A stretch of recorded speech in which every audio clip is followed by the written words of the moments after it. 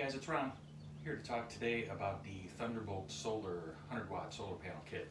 Particularly bought this kit because of its price point. It was very inexpensive, and I've never done solar before, so this is new to me, and we're just going to kind of walk through it today.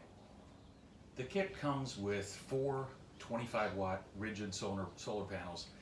There are the cables involved in that, including a combiner.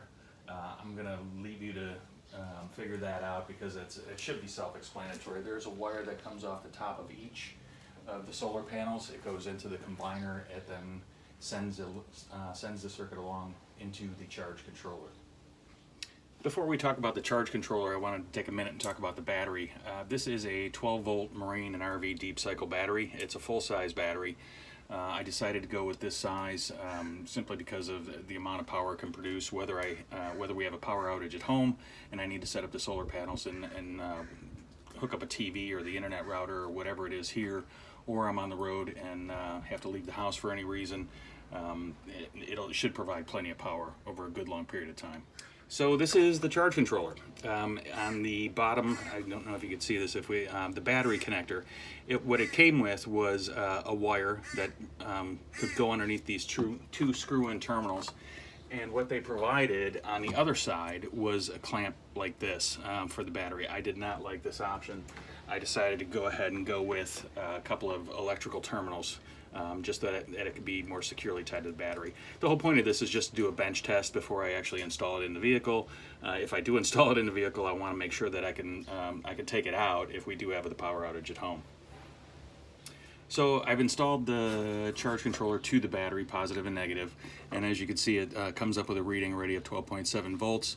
This is the default setting of the charge controller, by the way. So you'll see the solar panel on the bottom, you'll see the battery on the bottom, and you will see the light.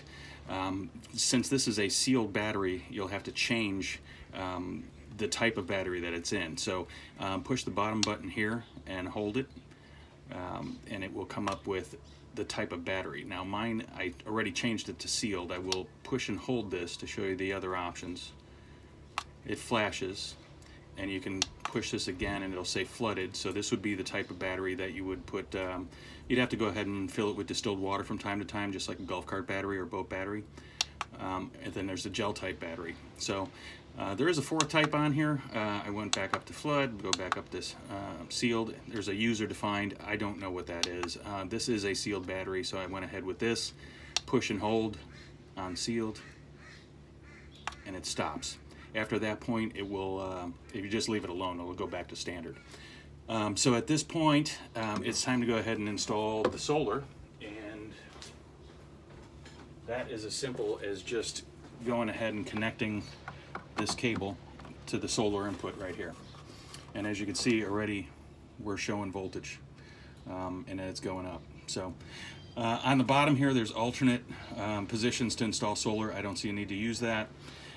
Do want to talk about these two terminals here. The kit comes with a couple of lights. As of right now, I could use the USB here, and it comes with these three plugs right here. So the two lights I could see plugging into here, and the USB cable using this, but we'll talk about these terminals in a second. I just wanted to show you the light really quick. One of the lights, you could just plug it in right here. The light is just an LED, and it flash it on, flash it off. Works just fine. The reason I wanted to talk about these two terminals is that in the instruction manual, on page 11, I believe it is, yes, it has a note that says solar panels, lights, and accessories can be hardwired onto the terminals on the bottom of the charge controller instead of using the included plugs. That to me implies that the load that you take should be off of these two bottom terminals right here. I mean, my knowledge is a little dated. I went to DeVry a lot of years ago, but that didn't make a lot of sense to me, because if you put the load of everything on here, what to me that means is that you'll be sucking amperage out of the battery, putting it back into the charge controller, and then sending it out to your load. So I did a little more research on the internet, and I found, yes, it's not a good idea to do it this way. It's fine for the USB ports, it's fine for the lights that come with it, but if you're going to be attaching anything, I would say let's go with put the load on the battery itself. I found an old inverter. Since I'm just bench testing this today, I'm going to go ahead and install that next. Okay, setting the charge controller aside, like I said, here's my old inverter, and I know it's old. It says made in Taiwan on the bottom of it, so I know it's probably more than 15 years old. It did not have any cables on it, and conveniently enough, in the instruction manual on page 3, this is an 800 watt inverter. There is a table on page 3 that says that, so I would have to convert my 800 watts into amps to get a proper cable size. So 800 watts, how you do that is just divided by the load, or divided by the voltage. So this is 120 volt output at 800 watts. So you take 800 watts divided by 120 volts, and that gets you just under 7 amps.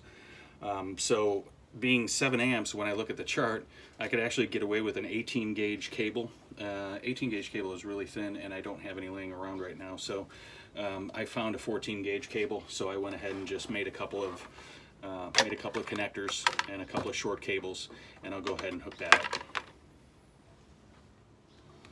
Okay, so I've went ahead and hooked this up to the battery, positive and negative, and we should be working. So if I hit the power button on, it comes on. So I'll be doing some more testing on this, and I'll probably come up with other things in terms of what I want to use this for, and probably test loads and other things in the future, but that's good enough for today. So thank you, everybody. Have a great day, and I'll talk to you later. See you.